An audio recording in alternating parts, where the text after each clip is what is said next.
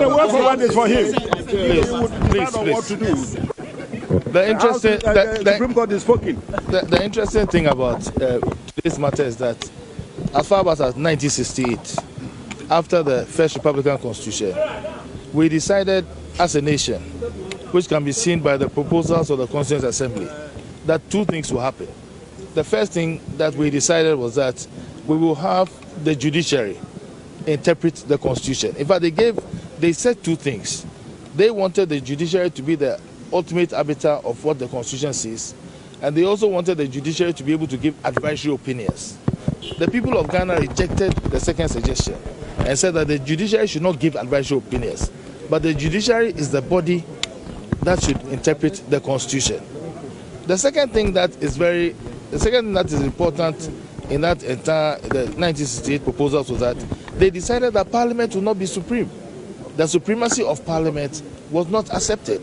What they decided was that Parliament will be under the Constitution.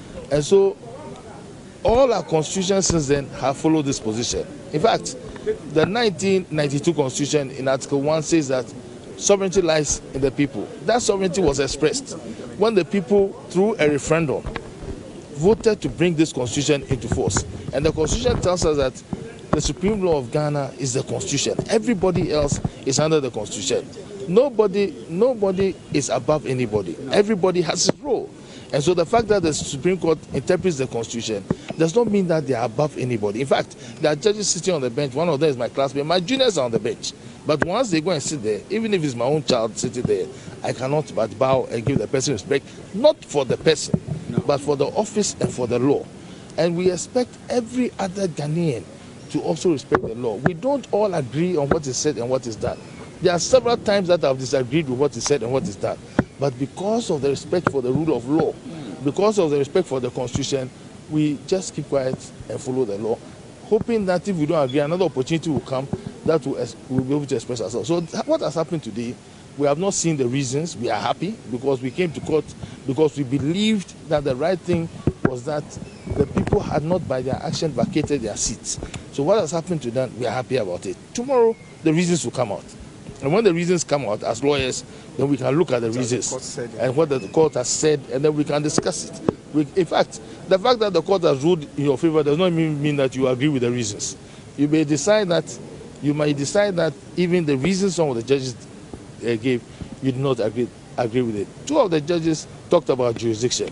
We don't know what they said, so tomorrow we will know. And when we know, we will prepare to answer more questions in detail. But as was said by the leader, as far as I'm concerned, today democracy has won, constitutionalism has won. And Babi has lost.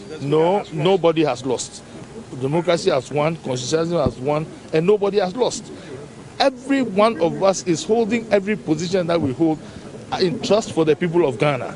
We don't hold it in our own capacity. When you are an MP, when you are a minister, when you are a president, when you are a speaker, when you are a chief justice, you hold it in trust for the people of Ghana, and you are under the law. Your time will come and you leave the position, and that is what we must all write. So the 4 MPs have been reinstated.